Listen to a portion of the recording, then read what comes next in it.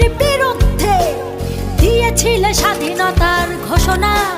তোমার আহ্বানে শুরু হলো মুক্তিযুদ্ধের সূচনা। তুমি মমতাময়ী ওই মায়ের চোখের জলের রচনা। তুমি জন্মভূমিকে বুকে ধরে করেছিলে বিশাল সাধনা।